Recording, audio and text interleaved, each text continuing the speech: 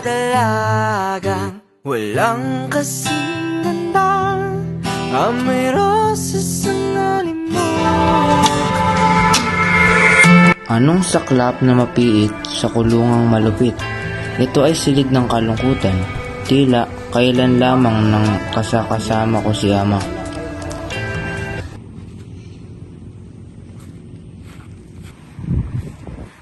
Emojin, bilisan mo na riyan. Kailangan na natin magmadali. Bakit tama? Malayo ang ating lalakbayin. Kailangan wag tayo magpatay-patay. Malaga ang ating sasadyain. Naguguluhan ako sa iyo, ma. Kanina ka pa nagmamadali at sinasabing mahalaga ang ating sadya sa ating pupuntahan. Ano ba yun? Ika'y 9 na taong gulang na. Sa edad mong iyan, Temujin, ay dapat ka nang pumili ng iyong mapapangasawa. Pero tayo, masyado pa akong bata sa mga bagay na yan. Ang kasal ay para lamang sa matatanda. Batang-batang ito, hindi naman ibig sabihin na kapag nakapili ka na ng babaeng papakasalan mo, ay magsasama na kayo. Isang simpleng pamimili lamang ng babae ang gagawin mo at pangakong siya'y iyong papakasalan. Ganoon po ba yun? Oo anak, tayo'y nabibilang sa tribong Borjigin, kaya't ikaw ay pipili ng babae mapapangasawa sa tribong Mary. Sa tribong meron siya kailangan magmula. Hindi naman yun ang ating tribo. Ang atraso ko sa tribong, kaya sa ganitong paraan, ako'y makababawi sa kanila. Tingin mo ba, ma, sa ating gagawin ay kalilimutan nila ng ganun-ganun na lamang? Hindi ko alam. Tingnan natin kung ano ang mangyayari. Mas mabuting may gawin akong paraan kesa sa wala. Yan po sa tingin nyo'y tama. Ha, eto na naman ako. Inaalala mga masasayang alaala sa aking buhay. Pero sa bagay, ayos lang din naman ito. Kaysa naman ako'y magmukmuk pa sa isang sulok sa lugar na ito kung saan ay punong-puno ng kawalan ng pag-asa. Salamat at dahil sa mga alaalang ito, ako ay naririto. Tara, magpahinga muna tayo. Ate, nama, napagod na rin ako.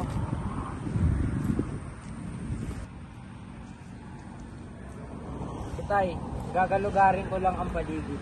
Sige, mag-iingat ka. Ikaw, Pochi, kumain ka ng marami ha.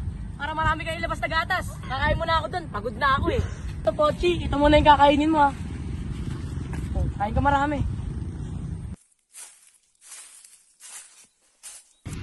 Oh, Temujin, napadaan ka. Opo, tito. Nagpaalam po kaya man na maglibot-libot.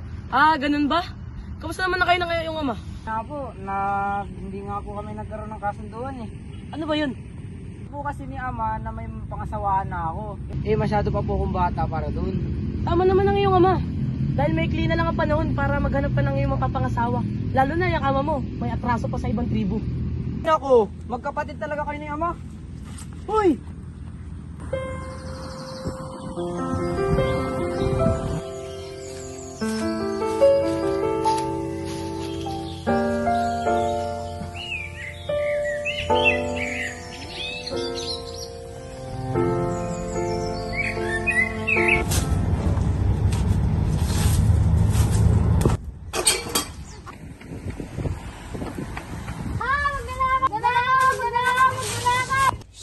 Huwag ka maingay, walang gagawin masama.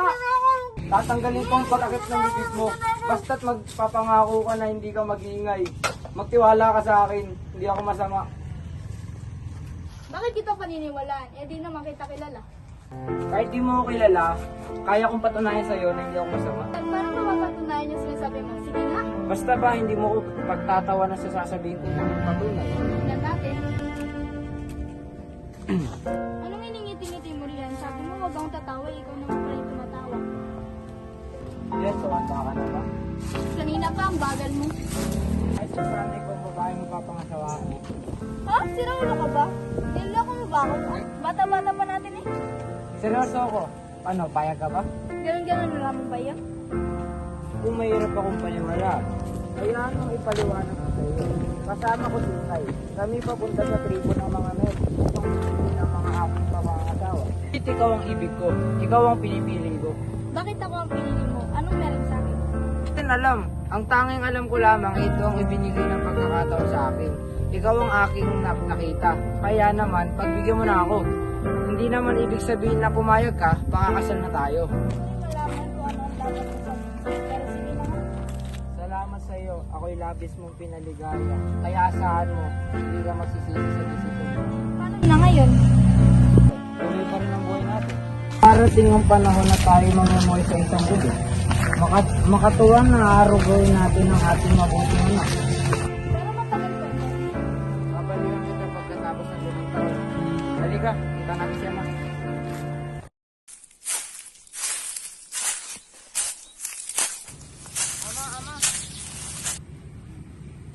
Ano?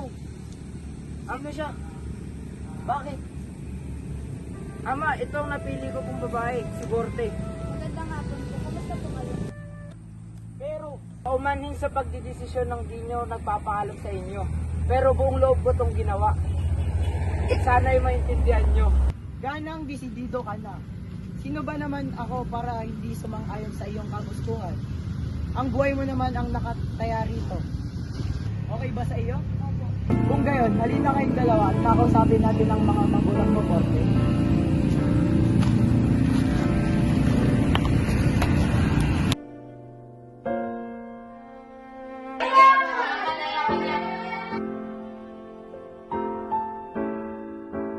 Sa wakas, natutupad ko na rin ang aking mga pangako at plano na makasama ka. Ngunit, ano ito? Hindi mo na pala ako mahal, Borte.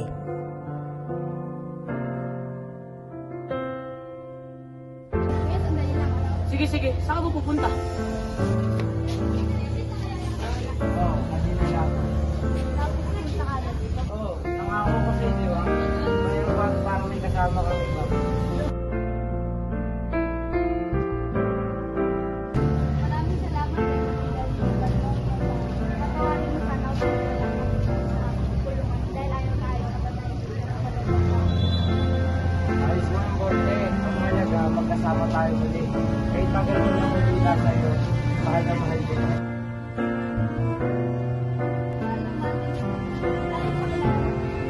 Ah, umiyak? Wala, wala.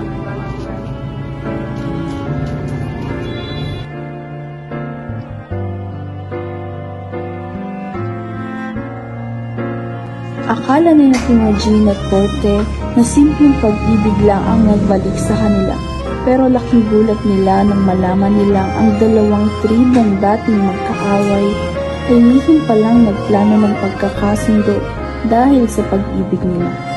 At ang mas nakakagulat, sa halip na digmaan, kasiyahan ang sumalubong sa kanila. Isang selebrasyon ng pagkakaisa kung saan sila mismo ang naging simbolo ng bagong simula.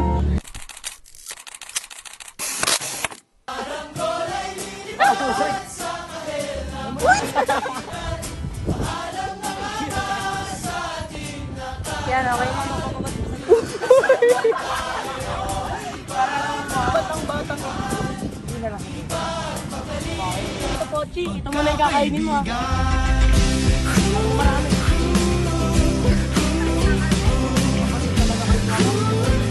Uy!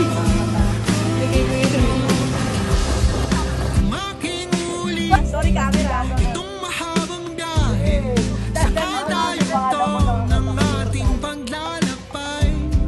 Wala kong babaguhin ni isang detalye. Sa dami ba naman ng sinuong magkasabay? Sinod pa dyan ang kulimlim na tinagana. Hindi ka naman Maliwating mga gunita. Guys, salina kayo.